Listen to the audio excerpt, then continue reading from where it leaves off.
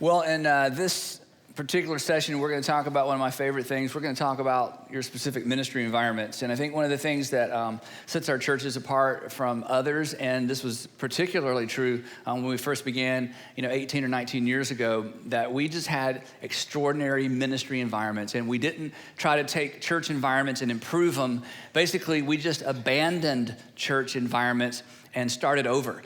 And in those early days, our staff, they would take all kinds of field trips to all kinds of organizations and business. And we had 2 staff members that just could not stay away from Disney. And they kept coming back with ideas from Disney. And I'm like, do we look like Disney? Do I look like Mickey Mouse? Don't answer that. Do we have that kind of budget?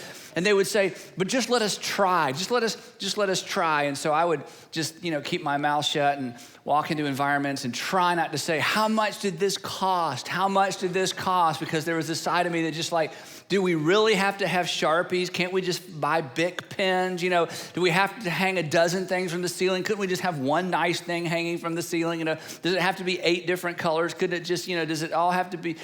And I learned early on, and I had to be taught this, that environment matters. Environment really, really matters, because as we're going to see in this session, environment, the physical environment, communicates something. And whereas I like to load up in words, and I love to wordsmith things, and I love words, there are other people who communicate through visuals and through colors and through dimensions and through lighting and through all kinds of things I know nothing about. And when you set people free to use their gifts and their talents to create environments that are both great in terms of how they look, how they feel, how they sound, and the content, then amazing, amazing things happen. And it really is an overflow, we think, of the gifting of the Holy Spirit, that everybody has a spiritual gift. And when you set those gifts free to do creative things, amazing things happen, as many of you have already discovered in your ministry environment. So let's talk about this together. It's one of my favorite things to talk about, I think, because it's one of those things that we've seen God use in such an incredible and extraordinary way. So if you have your workbooks with you, we're in session 3.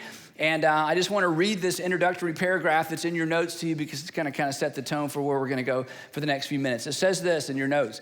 It says, everyone involved in your ministry, from staff to volunteers, is measuring the quality and success of your environments against something, including how quality and success are defined. So what that means is every single person that comes to your church or to any of your ministry environments every weekend, they're measuring, they're deciding, was that success or was it not a success? And they're determining whether or not it was a success based on their definition of success. Now, you may never do a formal evaluation, but you know this, don't you? Everything you do is being evaluated. I tell pastors all the time, look, everybody there is evaluating your sermon. You might as well listen to some of them. And, guys say sometimes, well, I don't like people to tell me how to change things. And I don't like to hear it. And I don't like to watch it. I don't like to listen to myself. And I don't like the way my voice sounds. I said, well, you know what? It's all being evaluated anyway. You're just not learning anything from the evaluations. So inviting evaluation is an important thing. It's the only way to get better. Continuing on. As a leader, it is your responsibility to determine what success looks and feels like in each of your ministry environments. Now, this takes some time. That's why we don't do it. As a leader, it's your responsibility to determine what is success. What is success for children's ministry? That no one gets hurt? I mean, is that it? No one got hurt? Is success every parent got their kid back? Is that it? We don't care what happens, what they learn, or what they eat, what it smells like. Every parent got their kid back. I don't know. You do, but the thing is, you have to define success for every ministry environment and then communicate that. Once you've clarified the win, now I want you to underline that or circle that in your notes, because that's a big phrase for what we do. Once you clarify the win, what do I mean by clarify the win? That is, you look at every ministry environment and you ask the question, what's the win? What's the win? Not what's the goal, that's different. Not again, did anybody get hurt, but what's the win? On our very best day, if we got it exactly right, if we did exactly what we came here to do, what is the win? And for every ministry environment, the win is 1 or 2 sentences, not paragraphs, because nobody's gonna remember a paragraph. Clarify the win is to boil it down to 1 or 2 sentences. What was the win, or what's the win for that environment? Once you've clarified the win, it is imperative that you train your staff and volunteers to execute with your definition of success in mind. The clearer you are about what success is, the better they will perform and the less frustrated you are going to be. And when I say less frustrated, the less frustrated you'll be, many of you have been involved in churches, or maybe you're involved in a church right now, and you're the leader, you're a volunteer leader, or you're a staff leader, and you're just frustrated by what the volunteers are doing, or you're frustrated about how well or how not well your team executes. And you go home frustrated, and I guarantee you, people who serve under you or serve with you go home feeling like they did a great job. And they go home going, it was a great day. And you're going home going, it was a terrible day. And they're like, we had a fantastic time in Upstreet, or we had a fantastic time in Sunday school. And you're going home going, oh, that was a disaster. I hope nobody even remembers what happened. Because as long as you're evaluating success differently, you can have a group of people that think they're making an A, and you're going home thinking they're making a C, and you're frustrated. And the way to resolve that is to clarify the win, define success in such a way that everybody understands it and that everybody can work toward it in the end. Now, one of the things that we get a little pushback on, I won't spend too much time on this because I think if you're here, you already drank the Kool-Aid, so I don't have to convince you of this, okay? But one of the things that happens sometimes when I talk to church leaders in general about this content and we talk about creating environments, I get pushback that says, well, Andy, that's because you're trying to be attractional. You're an attractional model. You're always just trying to get more people and just get more people. We're not that kind of church. You're just attractional. And I say, yes, we are. I mean, yes. We want to attract as many people as possible. And by the way, if you bought chairs for your auditorium, you should put butts in them. That's why you bought them. If you have empty seats and you don't have people in those seats, you have a problem. And you can be critical of us because we're attractional. Why did you buy those chairs? Why do you have classrooms? I mean, if you create space, don't you want the space to be full of people? So never, ever make any kind of apology about being attractional. Read the Gospels. Everywhere Jesus went, there was a crowd. There was a crowd. Read the book of Mark. It's the shortest gospel. And just mark every time you see the word crowd. Everywhere he went, there was a crowd. Now, if I could do miracles to attract a crowd, I would. The best I can do is hire a band, okay? If I could feed, people with 5 loaves and, a few fish, if I could touch people and heal them, if I could make blind people see, I would do that. And you know what? If I could heal at will like Jesus, I would have a crowd, and so would you, no matter whether you could sing or speak or no matter what you look like. If you could heal at will, you would have a crowd. I can't do that. Neither can you. So we have to come up with other things. And I'm not apologetic, and I don't think you should be either, about working hard and organizing around how do we get more people to experience the environments we create, and how do we get more people to hear the message that we have, because we think our message is the most important message in the world. And I believe that most of you, maybe all of you, are creating extraordinary environments for kids, extraordinary environments for high school and middle school students, and that they need to participate and benefit from your environment. So we just don't make apologies. Some people say, well, you're just too consumer oriented. I'm like, well, we are consumer oriented. And by the way, if you have an air conditioning in your building, you're bowing to the consumerism. If you have doors and windows, you're bowing to consumerism. I mean, humans are consumers. What did Jesus do? He gave them food to consume, and he gave them health to consume, because people are consumers. And leveraging the consumer mindset in order to present the gospel, that's not a problem. That's what Jesus did. You don't ever have to apologize for that. So anything we can do to get people to hear what we have to say, short of sin, we'll do it. Anything we can do to draw a crowd to hear of students or children to hear what we have to say and what Jesus has to say through us, we will absolutely do it. So yes, we're very attractional, or we try to be attractional. And besides that, what's the opposite of attractional? Not attractional. That's easy. Do you know how much effort it takes not to be attractional? Just visit most churches. That's why there's nobody there. That's why you can shoot a cannon through their auditorium and all you hit was the pastor and maybe his family. They're just kind of scattered around and they sit in the back. They're not attracting anybody. And here's the thing, they're not worried about not attracting anybody. The only thing that makes the average church worry, it's not that they're not baptizing anybody. They don't worry that there's no children. They don't worry that they have 5 kids in the youth group. The only thing that makes the average church worry is when the money starts running out. And when the money starts running out, then they get real concerned about, we need to reach young families. But the issue isn't young families, the issue is the money starts running out. So you're not going to be that church, and we're not going to be that church, so we're just going to be attractional. And you know what? If you attract people, and if you present the gospel, and if you do fantastic ministry, you're going to have the money that you need. Because here's what we've learned. Non-Christians and new Christians oftentimes outgive the old Christians. The largest gift we ever got up until about 5 or 6 years ago was from a brand new Christian. And he gave us a big gift. And we were all shocked. And he said, I have some catching up to do.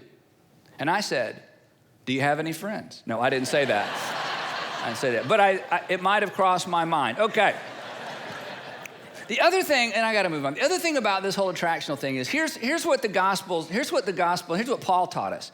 That when we're together, we are the what? The body, thank you, the body of Christ. See, by myself, I'm not Jesus. By yourself, you're not Jesus, but when we get together and use all of our gifts, we're the body of Christ.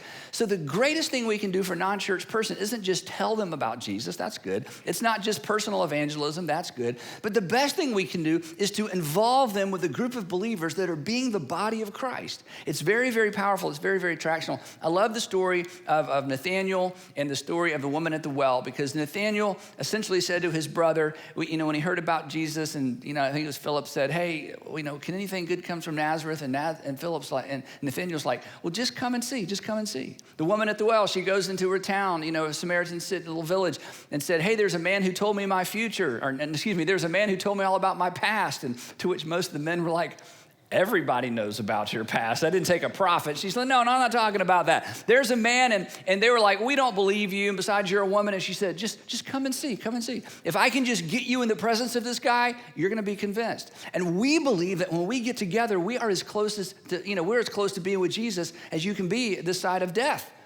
We want people to come and see. So we don't mind trying to be attractional. We don't mind inviting people. And we don't mind working hard to create environments that reflect excellence and reflect the greatness of God and reflect the gifts that God has given us working in tandem together. So what we did is we did what I just told you in the introduction you need to do. We sat down and asked the question, okay, what's success?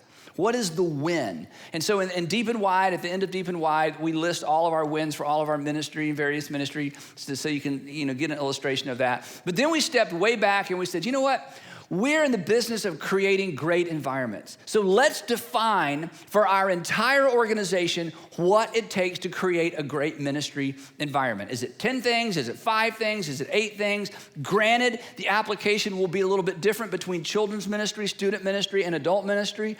But what are the common ingredients? What are the essential ingredients for a great ministry environment? And we came up with 3. And these have been our marching orders really for over 18 years. Every time we think of student ministry, adult ministry, the worship service, anything we do that's an environment, these are the 3 things that we use to evaluate success in terms of our ministry environments. Now, before I give them to you, and some of you have heard these things before, or perhaps you've read them in the book, here's the deal. You may not like our 3. That's okay. You may think there's 4. You may think that one of these is completely irrelevant. It's okay. These aren't in the Bible. This is just our list. Even if you completely reject everything I'm about to say, I want to challenge you to sit down and define for your church, your student ministry, your children's ministry, your church, what makes a great environment a great environment. Define it and then teach it, and then refine it and teach it, and refine it again and teach it so that everybody in your organization is working off the same map, working off the same page, working from the same set of directions so that you are evaluating the same way and you're changing things based on an agreed upon evaluation. So here we go. In your notes, 3 essential ingredients. Number 1, an appealing setting. An appealing setting. An appealing setting. By setting, we're talking about the physical environment of your building, the physical environment of your classrooms, the physical environment of your rented space, your physical environments. Letter B in your notes. Settings create first impressions. You knew that. An uncomfortable or distracting setting can derail ministry before it begins. An uncomfortable or distracting ministry environment can derail ministry before it begins. Years ago, when we didn't have a facility and we were setting up, tearing down, we were meeting every other Sunday night. We did that for 3.5 years. Sandra and I visited a lot of different churches because it was, I was free on Sunday morning. We were meeting on Sunday night. And we went to one particular church we'd heard so much about. Oh, this is the greatest church. You need to go there. And we'd heard about it for years, so we showed up. And Andrew he's our oldest, and he was a toddler at the time. And we came to check in where you check in the kids, and we showed up, and there was one guy back there in a completely empty classroom, And came up to the door, and honestly, I thought he was a little bit creepy looking, and I'm being judgmental, but when you're a parent, let's face it, you judge everybody who's about to touch or talk to your kids, don't you? If you don't, you're not a real parent. That's right. So I was very judgmental. And so here comes this guy all by himself, looked like he's in his early 20s. I looked in the classroom, there's nobody else there. And so we're gonna check in Andrew. And so we signed, actually we didn't sign anything. He just would come on in and we're like, well, do we need to sign anything? No, he'll be here when you're finished. So little Andrew toddles on in there and I'm looking in there. And in the back, there's an open door that goes outside. I could see this as there's something out in the back. Now I found out later it was an enclosed playground, but at the time it just looked like an open door that went outside. So here's one young guy in a room with my little boy. Don't sign anything, put him in there. So, some of y'all shaking your head. I can see like, no, not gonna do that. So we go down the hall to the auditorium. There were no signs, I remember that, nobody to tell us what to do. So we get in there, we sit down, there's music playing, the worship leader gets up. We start into the first song and Sandra turns to me and she says, do you feel good about that situation with Andrew? I said, no, and I think I got half the no out before she was gone. And we never went back. Now she went back there and there was another adult in the room and there were some other kids in the room and she walked around and found out it was an enclosed playground. But that was it. We were completely distracted. Had nothing to do with their theology. Had nothing to do with whether or not it's a great church. Might have been the finest church in the city of Atlanta for all we knew. But that one little thing was so distracting to us. We sat there through that first half of that first song, and both of us, all we could think about was, do we need to go back there? Do we need to go back there? Now, that's kind of an extreme example, but here's the thing. Nobody at that great church had any idea what was going on in our heads. They're just doing church as normal, everything's great, let's all stand and sing, and na-na-na-na-na, and we're like, we could not stop thinking about that situation. So the point is this, the physical setting, what things look like, how they're arranged and organized are extremely important because, the wrong setting can be distracting. Letter D in your notes. Every physical environment communicates something. Every part of your physical environment communicates something, everything. Now, you don't think in these terms maybe, but everything communicates something. For example, in your notes, clean. Clean communicates, we were expecting you. When is your house the cleanest? When you're expecting who? Company. When company's coming, you get cleaned up. So now, is cleanliness next to godliness? I don't know, but I'll tell you this. Cleanliness says we are expecting guests. Everything communicates something. Organized. Organized communicates we are serious about what we're doing.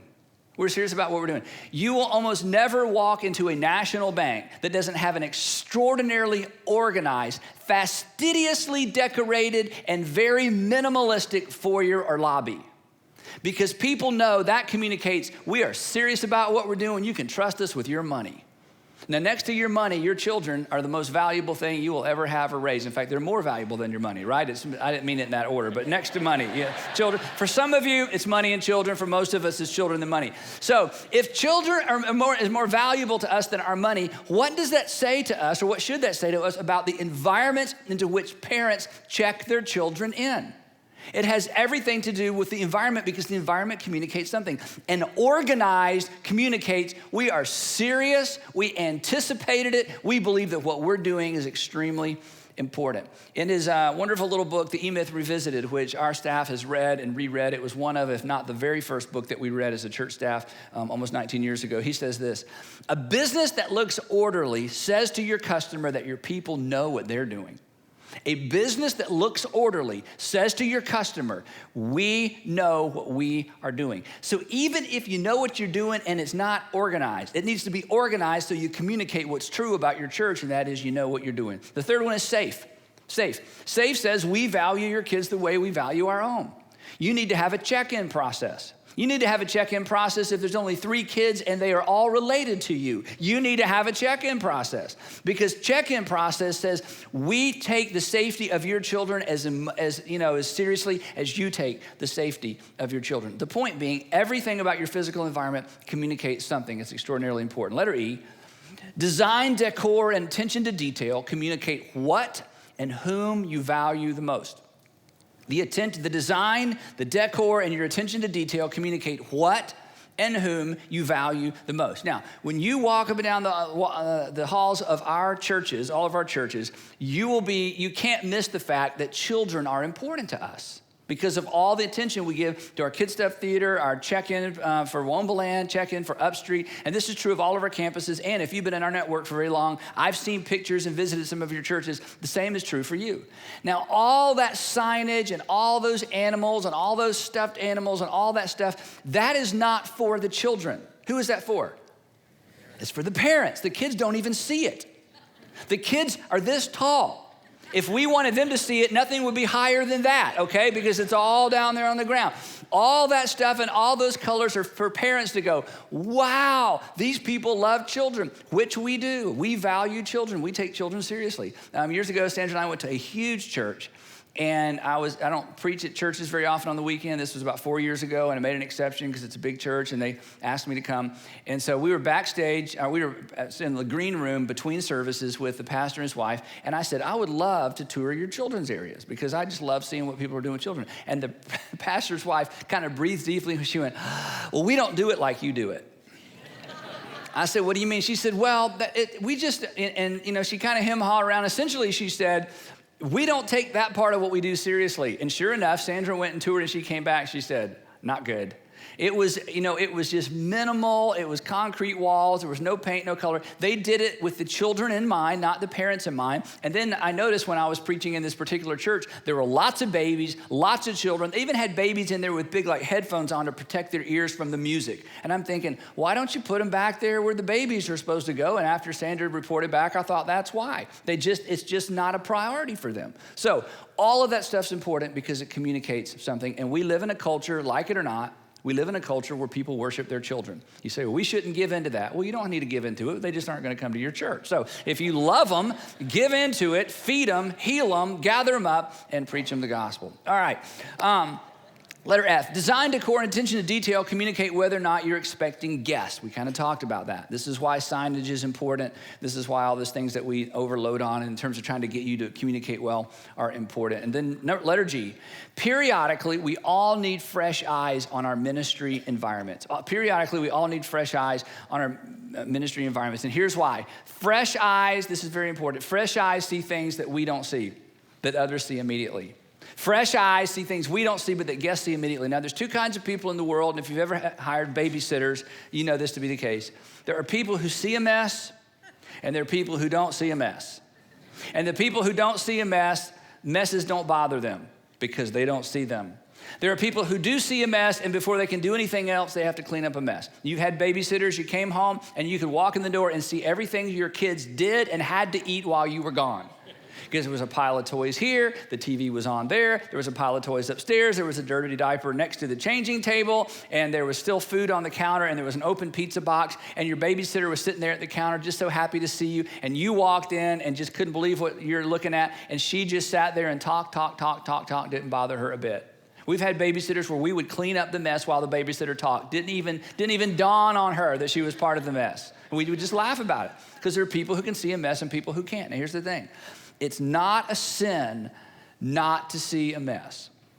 You may not enjoy heaven, but it's not a sin not to be able to see a mess. But it is a sin if you're in charge of a ministry environment and you can't see a mess and you haven't asked someone who can see a mess to speak into that because you can't see a mess. Because your ministry environment should not be messy, not because it's sinful, but because that communicates something. So if you're a person who can't see a mess, hey, you need somebody who has permission to speak into that. Now, let me help you discover real quickly, you're not going to like this, whether or not you are a person who can see a mess or a person that can't. I want you to visualize right now the back seat of your car. And if you were to give me a ride and I was going to sit in the back seat and you'd have to say, excuse me, while you reach back there, and there were paper cups and some coffee cups and some Chick-fil-A stuff and some McDonald's stuff that somebody else put in there. You don't eat McDonald's. And some, in other words, in newspapers, and you'd have to kind of clean the clutter. And it's not clutter that's in there because of what happened earlier in the afternoon. It's clutter that just kind of lives back there.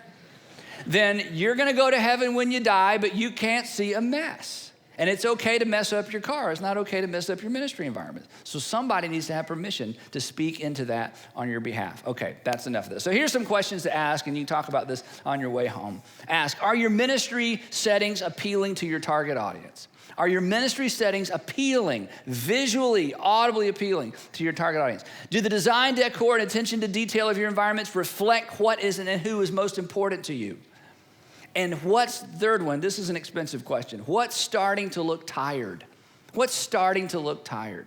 We have that question. That's one of the reasons we're doing construction out here in the front. Every once in a while, we just realize, you know what? We're accustomed to this. This doesn't bother us. But if we were new here, if we brought fresh eyes into this hallway, into this ministry environment, to this building, it's starting to look tired. If you care about reaching people, if you care about guests, you've got to ask that question, even though sometimes the answer is a little bit expensive. Okay, that was number one. Second essential ingredient, an engaging presentation. An engaging presentation, letter A, or under that in your notes. Engaging presentations are central to the success of our mission. They're essential. This isn't an add-on. It's not a nice to have. It's essential. Presenting the gospel is a primary responsibility of the church. In other words, primary to what we're doing is presentations. We're not presenting environments. We're not presenting paint colors, and we're not presenting, new songs. We're presenting the gospel. So presenting things is essential, and presenting things is central to what we do. Teaching them, as Jesus said, teaching them to obey everything I've commanded you is the unique responsibility of the church. Teaching them to obey everything I've commanded you, it's our unique responsibility. So consequently, we have to, if we're gonna make presentations, which we're in the presentation business, our presentations need to be engaging. That's the key word. That's the word we came up with. Letter B. To engage is to secure one's attention. To engage is to secure one's attention.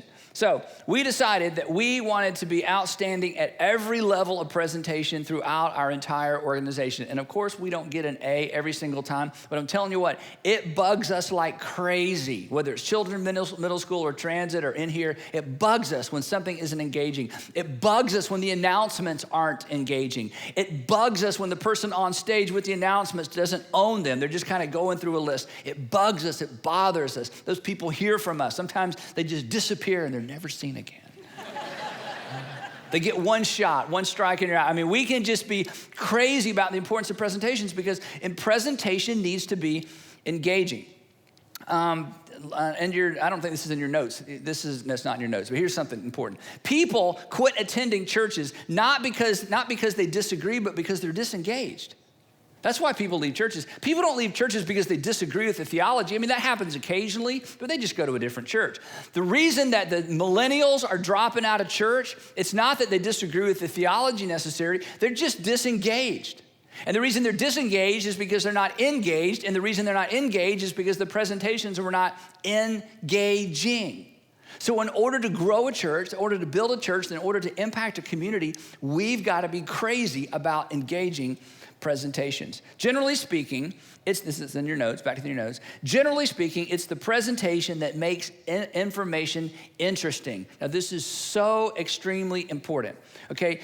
When you go to a restaurant, if you think about your favorite restaurant, you always order probably beef, chicken, or fish. It's not your favorite restaurant because they're the only one in town with alligator. You don't quit going to restaurants that only serve chicken, beef, or fish in order to go find a restaurant that serves exotic meats. The thing that makes your favorite restaurant isn't that they serve something other than those three things. It's how it's prepared. It's the presentation. I mean, there are great hamburgers and there are, I wish I'd ordered something else hamburgers. There are great steaks and there are, you know what, I don't know where they get their meat, but I'm not going back there. There are great presentations of fish, and then there's that was just so fishy I could hardly eat it. It's not what's preserved, it's not what's cooked, it's the presentation, it's the preparation. And the same is true when it comes to what we do. Here's the deal, we're a bit limited. David beats Goliath every time. Now, what's gonna make that engaging is not that the story ended different this time. What's gonna make it engaging is how you tell the story. Moses comes down from Mount Sinai with not 9 and not 11, but 10 and only 10 every time. And you can't change the content. All you get to do is tweak the presentation. So an engaging presentation isn't about finding the hidden gospel or the lost gospel or the thing nobody knows that Jesus said that it's not about new stuff. It's about a presentation of the things that have been around since the very beginning. So what makes information interesting is not necessarily the information, it's the presentation of the information. Attention span, this is important. Attention span is determined by the quality of the presentation. Do you know who teaches this, or do you know how we know this is from comedians? Have you ever been to a live comedy show? And a man or woman will get up with no props, no point, no application, no scripture, no God, no notes. And 45 minutes later, you can't believe the time's gone by that fast. You don't even want him to stop. And if you stop by the bar on the way, it goes by even quicker. I told Jeff Foxworthy, I said, you have such an advantage and people come to hear you, they're drunk. If we had an open bar, we wouldn't have to have a band, okay? I wouldn't have to have some silly plasma. I could get up and be interesting and funny too. We got to work for it in the local church, right? But the point is, yeah, you share that with your church when you get home.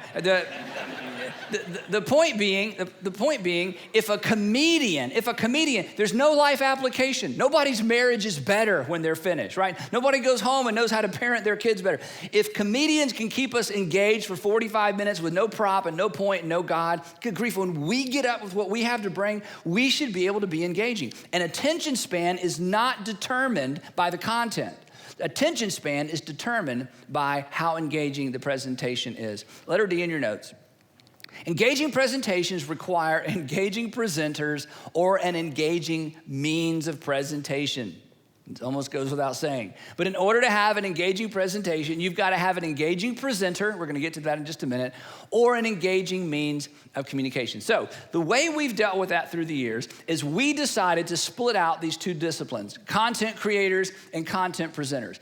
In the old days, in the traditional way, and the traditional view, or the traditional approach, I should say, the person who was creating the content was always the presenter, or the presenter was always expected to come up with the content. But here's the thing, those are two very different skill sets, and those are two very different gifts.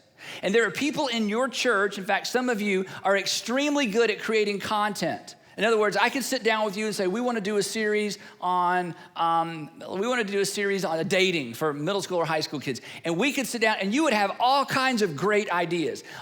You'd find quotes, you'd find verses that we never even thought related to that. You'd tell stories. I could sit down with you and I would have so much content. But if I were to say to you now, I want you to get up there and present that to a group of high school girls or a group of high school guys, you're like, not me. I do not do stage. I do not do microphone. I just do content.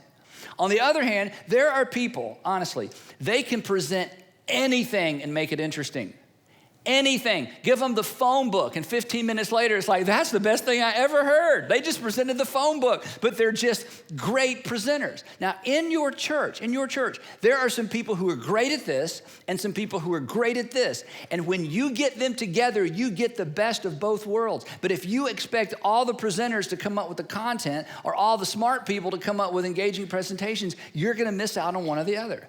So what we've done for years is we have looked for opportunities to marry these two disciplines, especially with curriculum, especially with middle school, especially with high school. But now we do this in the realm of preaching as well. Like, there's a lot of guys that do what I do that'll sit down with a group of people and brainstorm through topics and brainstorm through content. Why? Because I'm a good presenter, but I'm not necessarily the best content creator, especially on certain subjects. We've done this with our pastors, our lead pastors. Again, we do this with curriculum. We do this for camps. We do this for a series that we're going to do for middle school or high school. You bring in the people, mine them for the content, and then you ask the question, who's the best person in our organization to present this content? And here's what we've learned. Here's what some of you are learning, and here's what hopefully all of you will take away.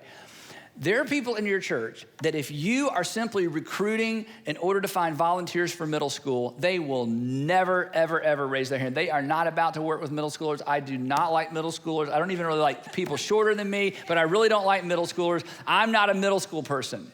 But come to find out, they are an extraordinary content presenter.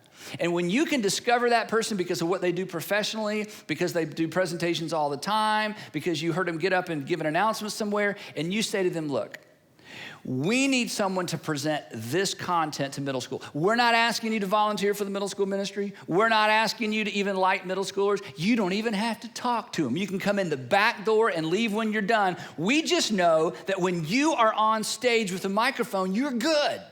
So would you take our content and present it to middle schoolers? And I don't have to eat with them. No, you don't have to eat with them. And here's what we've discovered. Many people have ended up in family ministry, not because they wanted to get involved in family ministry, but because they were good at this and we cut them loose to do what they're good at. And the next thing they knew, 20 minutes had gone by and kids laughed at their jokes and seemed engaged. And they said, now, if you ever need me to do that again, I will.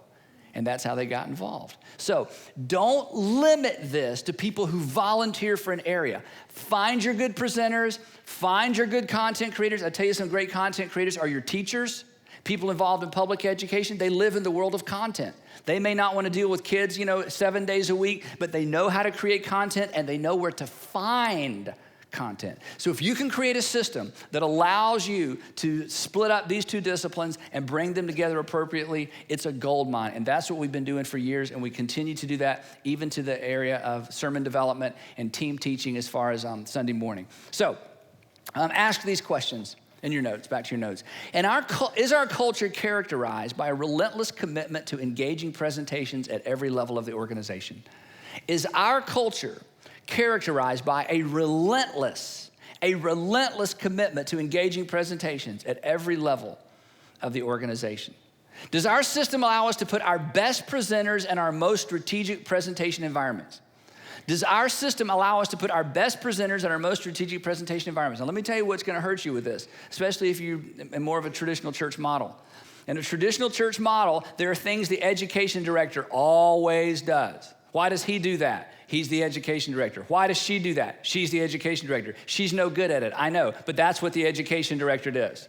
Why does he do that? He's the pastor. He's no good at it, I know, but in this church, that's what the pastor always does, whether the pastor's good at it or not. You need a system that allows you to do away with that kind of nonsense and lean into the gifting of God that frees people to do what they do best, regardless of their job description or their responsibility in the organization. And you can do this. You do this. People do this in business all the time. In fact, you don't survive in business if you aren't good at what you've been hired to do. They just fire you. In church world, we just pat you on the head and say, God bless you, and God, you'll do better next time, sweetheart, okay? I don't know why we think what we do is less important than what happens in the marketplace. So figure out or create a system that allows you to put people where they do what they do best and cuts them loose to do what they do best. And then the third one, are our presenters evaluated and coached? Are our presenters evaluated and coached? I'm telling you, if you're in a system, well, she does that because that's what that job description requires of her, but nobody evaluates her. That's just her job. You're never going to get the best out of your people. Anytime there's a presentation, it must be evaluated. Every single presenter needs to be evaluated formally because, as I said earlier, every presentation is being evaluated anyway. We might as well learn something from it. And inviting evaluation is terrifying. It's terrifying. I've only met Joel Osteen one time, and I was at Lakewood, and he and I did the thing with 40 church leaders of large churches, and we were interviewed about these same questions, and so we had just met that day, so I would answer a question, they'd ask Joel the same question, and we kind of went back and forth. It was a lot of fun, and I love Joel. And so one of the questions was about preaching and presenting things, and I made the statement. I said, if you watch yourself preach, you will either get better or you'll quit. Because it's so painful to watch yourself preach. It's like, oh gosh, I wouldn't even come back. You'll either get better or you'll quit. So then Joel was up there and they asked Joel essentially the same question. Joel said, well, it's like Andy said. It's like Andy said. He said, if you watch yourself preach, you'll either get better or you'll just get better. And everybody started laughing, and he was up there like, what did I say? I said, Joel, you just can't go negative at all. You can't even, it's like, you'll just get better. I'm like, but you won't. You'll either get better or quit, no matter what Joel says. No, you'll just get better. So the point being, Everybody needs to be evaluated. It's the only way to get better. After I preach the 9 o'clock service, a group of 3 or 4, sometimes 5 people come back to my little green room backstage with their clipboards and their iPads and their laptops, and we talk about it. What was clear? What wasn't clear? I don't think I'd say that. I don't think that, you need to tuck your shirt in. Andy, smile. Come on, smile. You look like you just, okay, well, smile. So, and I went, not too long ago, there was a CNN reporter doing, he wasn't actually doing a story, but we're friends, and I invited him to church, and he came up to the green room with me. And so all the people came in and kind of went through that 9 o'clock, how to make 9 o'clock better, and what I need to do and what they need to do. We kind of did an evaluation because, I want to get better. So anyway, after they all left, it was just me and John were in the room. He said, this is what he said, quote, "I can't believe you let them talk to you like that." That's what he said. I said, "Why?" He said, "Well, all the other pastors of big churches I know, they're all God's anointed. They don't let anybody talk to them like that." I said, "Well, I'm not God's anointed. I'm just trying to get better at what I do." He said, "Well, I can't believe you let them talk to you like that." And I thought, that's the difference between our culture and a lot of other cultures. The only way to get better is to evaluate, and evaluation is painful. But remember, you're being evaluated anyway. You might as well learn something from it. Last one, does our system create opportunities for our best content creators to partner with our best presenters? I gotta move on, another couple stories, but we'll just move on. All right, number 3, helpful content. Helpful content. You gotta have an appealing setting, you gotta have engaging presentations, and you have to have helpful content. We're not talking about true, we're assuming it's true. We need for it to be helpful. By helpful, we mean useful. Is it useful? Is there anything to do with this? I know it's true. Jesus said, Paul said, I know Peter said, James said, the book of Genesis teaches, okay, we believe it's true, but is it helpful? Jesus said in the Sermon on the Mount that it's the people who do what I say, they're like the man who built his house upon the rock, and it's the people that don't do what I say, they're like the people who built their house on the sand. The significance of what he said being, everybody in the audience heard what I had to say. It's only the people that do something with what I just said that will make a difference. Listening doesn't make any difference. Doing is what makes all the difference, which means every time we get up and present, there needs to be something we can do. Because doing is what makes the difference. And when you obey, your faith intersects with God's faithfulness and your faith grows. Letter B, helpful content is content that directly addresses thinking and living. Helpful content is, in other words, it's gonna help me think different or live better. Think different or live different. Think different about something or live differently. Letter C, content should be stage of life specific. You think you probably already know that. There's just stories we don't tell, babies and toddlers, And there's stories that when we tell them in big church, we say, put your kids in Upstreet and have your teenagers on the front row. That's what we say. Next week, we're talking about sex. So put your children in Upstreet and put your high school kids on the front row. We're talking about sex. So there's age and stage appropriate content, and we need to be sensitive to that. And I know you know that. Information, back to your notes. Information that does not address a felt need is perceived as irrelevant. Now, it may not be irrelevant, but if it doesn't touch on a felt need, and if you haven't created a sense of urgency around the content, the most important content in the world may be perceived as irrelevant, even though it's extraordinarily relevant. Try to teach a teenager how to change a flat tire before they've ever had a flat tire. Is it important? Yes. Is it relevant? Yes. It's perceived as a complete waste of time. Mom, I don't need to know how to do this. Well, it's not until you've had a flat tire, but then it's too late. So we have to salt the content to make people want it, and we have to make it practical and useful and helpful so they'll know or understand just how relevant and how important it really is. And also in your notes, information that isn't perceived as useful is perceived as irrelevant. And lastly, irrelevant doesn't stick. It just doesn't stick. It's in one ear and out the other. So here's the questions to ask. Is our content helpful? Is our content helpful? Is our content helpful?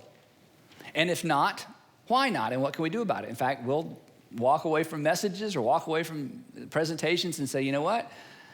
It was interesting and it was engaging. It just wasn't all that helpful. Do our content creators and presenters understand that the goal is a renewed mind and changed behavior?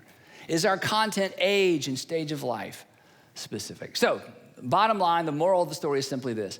Of every single environment, ask these questions. Was the setting appealing?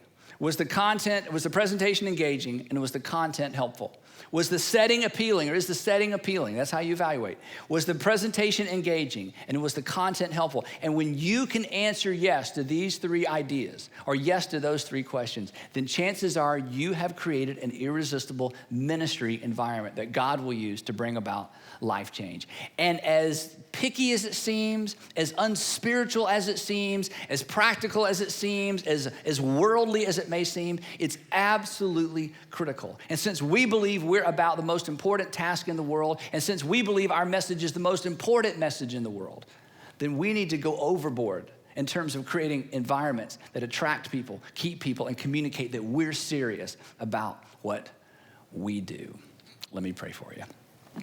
Heavenly Father, thank you so much for the men and women that came around me 18 or 19 years ago and impressed upon me the importance of some of these things because I just didn't get it.